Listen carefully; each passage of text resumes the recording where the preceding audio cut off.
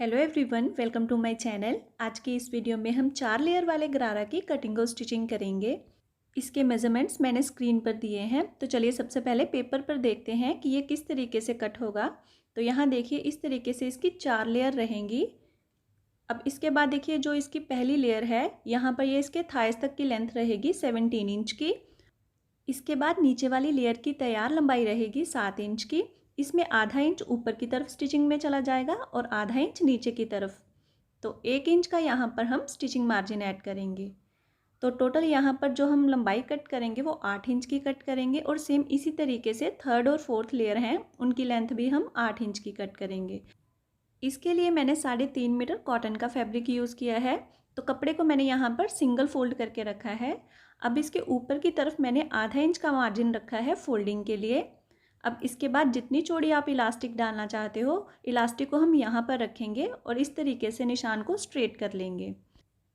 अब इसके बाद यहाँ से हम आसन की लंबाई का निशान लगाएंगे।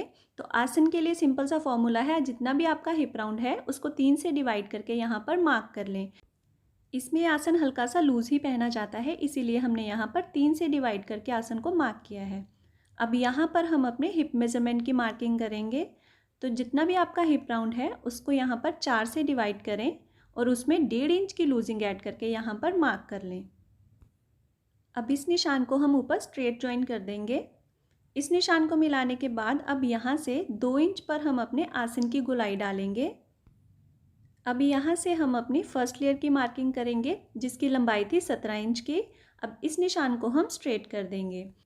अब जितनी भी आसन की चौड़ाई आई थी उसमें से 1 इंच माइनस करके हम यहाँ मार्क करेंगे। मेरे मेज़रमेंट में आसन की चौड़ाई 13 इंच की थी, उसमें से 1 इंच माइनस करने के बाद यहाँ पर 12 इंच पे मैंने मार्क किया है।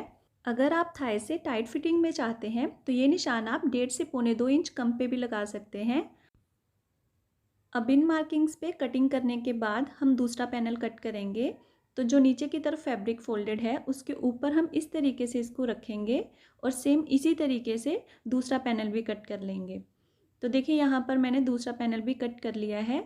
अब इसके बाद देखिए टॉप साइड पे जो हमने इलास्टिक का मार्जिन लिया था उसको मैंने दूसरे पैनल पे भी मार्क कर लिया है। अब इसके बाद बाकी की लेयर्स कट करने के लिए भी मैंने फैब्रिक को बीच में से फोल्ड करके रखा है। तो यहाँ पे जैसे मैंने पेपर पे बताया था कि जो हमारी लेयर्स हैं उसकी लंबाई रहेगी 8 इंच कटिंग में। तो यहाँ पर 8-8 इंच के गैप पे मैंने पूरे फैब्रिक में मार्क लगा लिए हैं। अब इसके बाद इन्हीं मार्किंग्स पे हम कटिंग कर लेंगे। ऐसी टोटल हम 12 पट्टियाँ कट करेंगे, 6 एक पाँव के लिए और 6 दूसरे पाँव के लिए। गरारा की लेयर्स इस तरीके से आएंगी। सबसे ऊपर हम एक ही पट्टी ज्वाइन करेंगे, उसके नीचे 2 और सबसे बॉटम वाली लेयर में हम 3 पट्टियाँ ज्वाइन करेंगे। इस तरीके से स्टिच करने से गरारा का जो फ्लेयर है वो काफ़ी ज़्यादा रहेगा। लेकिन अगर आप कम चाहते हैं तो यहाँ पर आप पट्टियों की चौड़ाई कम भी कर सकते हैं। गरारा के बॉटम पे हम बॉर्डर अटैच करेंगे। तो उसके लिए यहाँ पे देखिए मैंने 5-5 इंच चौड़ी पट्टियाँ कट कर ली हैं इस तरीके से। इन पट्टियों को ज्वाइन करके हम एक लंबी पट्टी तैयार करेंगे। जितना हमारा गरारा का फ्लेयर रहेगा उतनी लंबाई की हम एक लंबी पट्टी तैयार करेंगे। पट्टी को फोल्ड करके हम इस तरीके से स्टिच करेंगे और इसके बाद इसको सीधी तरफ टर्न कर लेंगे। पट्टी को सीधी तरफ पलटने के बाद मैंने इसको अच्छे से प्रेस कर लिया है। इसके बाद जो गरारा की पट्टियाँ कट की थी हमने उसको इस तरीके से हम ज्वाइन कर लेंगे। पट्टियों के टॉप साइड पे हम बड़े टांके की सिलाई लगाएंगे और इसके बाद धागा खींच के यहाँ पर हम चुन्नटें डाल लेंगे। जो सबसे नीचे वाली लेयर रहेगी उसके बॉटम साइड को हम फोल्ड कर लेंगे। तो यहाँ पर आधा इंच के मार्जिन को मैंने इस तरीके से सीधी तरफ को फोल्ड किया है। आप चाहें तो एक ही सिलाई में बॉर्डर अटैच करते टाइम इसे फोल्ड कर सकते हैं, लेकिन कई बार उसमें सिलवटें आ जाती हैं और बॉर्डर प्रॉपर फिनिशिंग के साथ अटैच नहीं होता है। अब पट्टी को सिंपली हम इसके ऊपर रखेंगे और दोनों किनारों से स्टिच कर लेंगे। पूरे बॉटम में ये बॉर्डर अटैच करने के बाद इसके ऊपर हम गोटा अटैच करेंगे। तो देखिए यहाँ पर मैंने पतला गोटा लिया है, इसको हम एक ही सिलाई से दोनों किनारों पे स्टिच कर लेंगे। गोटा अटैच करते टाइम जो हमने बॉर्डर यूज़ किया है उसकी हल्की सी पाइपिंग रखेंगे साइड्स पर और इसको पूरे में इस तरीके से अटैच कर लेंगे। देखिए यहाँ पर प्रॉपर फिनिशिंग के साथ हमारा बॉर्डर अटैच हो चुका है। अब इसके टॉप साइड पे हम बड़े टांके की सिलाई लगाएंगे और उसमें भी हम गैदर्स डाल देंगे। देखिए यहाँ पर तीनों लेयर्स में मैंने गैदर्स डाल दी हैं। अब देखिए जो टॉप वाली लेयर है इसमें गैदर्स डाल के हम इसके बराबर करेंगे और यहाँ पर जो इसके नीचे वाली लेयर है उसमें गैदर्स डाल के इसके बॉटम साइड तक हम बराबर करेंगे। अब इसकी स्टिचिंग के लिए हम इस तरीके से रखेंगे और यहाँ पर पूरे में इसको स्टिच कर लेंगे। गैदर्स डालने के बाद मैंने फैब्रिक को पिन से सिक्योर कर लिया है ताकि पूरे में एक जैसी चुन्नटें ही आएँ। तो यहाँ पर आधा इंच का मार्जिन रखते हुए हम इस तरीके से दोनों लेयर स्टिच कर लेंगे। ये स्टिच कंप्लीट करने के बाद हमारी पहली 2 लेयर अटैच हो चुकी हैं। अब इसके बाद हम तीसरी लेयर अटैच करेंगे इसके साथ। तो यहाँ पर देखिए सीधी साइड दोनों की अंदर की तरफ है, ऊपर से हम इसको स्टिच लगाना शुरू करेंगे। तो यहाँ पर पूरे में एक जैसी चुन्नटें रखते हुए ये लेयर हम अटैच कर लेंगे। देखिए यहाँ पर ऊपर की 3 लेयर स्टिच हो चुकी हैं। अब इसके बाद जो बॉटम वाली लेयर है उसको हम इस तरीके से रखेंगे यहाँ पर और पूरे में इसको स्टिच करके अटैच कर लेंगे। देखिए यहाँ पर मैंने सारी लेयर्स अटैच कर ली हैं। अब इसके बाद जो दूसरा पैनल है उसको भी हम सेम इसी तरीके से रेडी कर लेंगे। दूसरे पैनल में भी सारी लेयर्स अटैच करने के बाद अब हम आसन की सिलाई लगाएंगे। उसके लिए दोनों की सीधी साइड हम इस तरीके से अंदर की तरफ रखेंगे और साइड पे आसन की सिलाइयाँ लगा लेंगे। तो यहाँ पर दोनों पल्लों के आसन बराबर रखते हुए एक पैर के मार्जिन से हम पूरे में स्टिच लगा लेंगे और सेम इसी तरीके से हम दूसरी तरफ भी आसन की सिलाई लगा देंगे। दोनों तरफ आसन की सिलाई लगाने के बाद जो आधा इंच का मार्जिन था उसको मैंने प्रेस से फोल्ड कर लिया है। अब हम इलास्टिक इंसर्ट करेंगे। तो जितनी भी आपकी कमर है उसमें से 3 इंच माइनस करके हम इलास्टिक पे मार्क लगा लेंगे।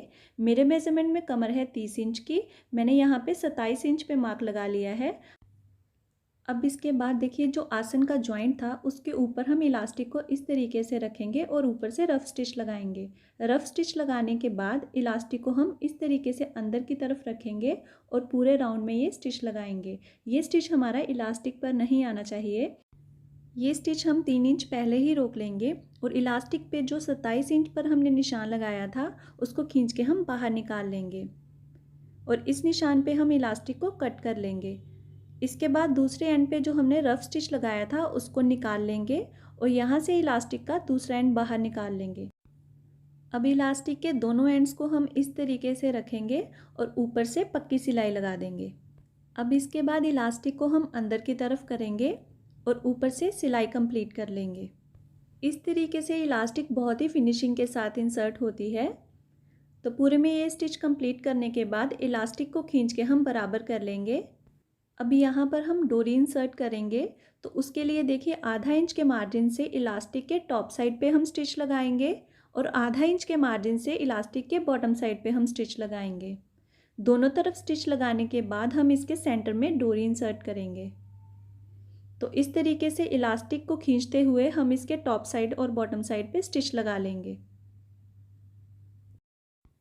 इलास्टिक इंसर्ट करने के बाद अब हम गरारा की इनर लेग्स पे सिलाई लगाएंगे। तो यहाँ पर आधा इंच के मार्जिन से हम पूरे में स्टिच कंप्लीट कर लेंगे। ये स्टिच लगाते टाइम ध्यान रखें कि जो हमारे लेयर्स के जॉइंट्स हैं वो एग्जैक्ट मैच करने चाहिए। मैंने यहाँ पे जॉइंट्स को पिन से सिक्योर किया हुआ है। गरारा की कटिंग और स्टिचिंग के रिलेटेड अगर आपको कोई भी डाउट हो तो प्लीज़ मुझे कमेंट सेक्शन में बताएं और अगर आपके लिए ये वीडियो यूज़फुल है तो प्लीज़ आप इसे लाइक कर दें और मेरे चैनल को सब्सक्राइब कर दें। तो यहाँ पर स्टिच लगाते टाइम देखिए जो आसन का बॉटम है यहाँ से इसको हम अच्छे से पक्का कर लेंगे और यहाँ से पूरे में स्टिच कर लेंगे। अब इसकी कमर में डोरी इंसर्ट करने के लिए देखिए यहाँ पर मैंने सुई से 2 काज बना लिए हैं। अब सेफ्टी पिन की हेल्प से डोरी को हम इंसर्ट करेंगे। तो यहाँ पर इस तरीके से एक काज से हम इसको अंदर की तरफ इंसर्ट करेंगे और दूसरे काज से हम यहाँ से इसको बाहर निकाल लेंगे। तो देखिए यहाँ पर मैंने डोरी इंसर्ट कर दी है। अब डोरी के एंड्स पे हम टैसल अटैच करेंगे। उसके लिए देखिए यहाँ पर मैंने 4 इंच के स्क्वायर पीसेस कट किए हैं। अब इसको हम इस तरीके से फोल्ड करेंगे। मैंने इसको साइड्स पे इंटरलॉक कर लिया है ताकि वॉश करने के बाद इसमें से धागे ना निकलें। सेम इसी तरीके से हम बाकी के पीसेस भी रेडी कर लेंगे और उसके बाद हम यहाँ पर गोटा अटैच कर लेंगे। गोटा अटैच करने के बाद अब हम इसको डोरी के साथ स्टिच करेंगे।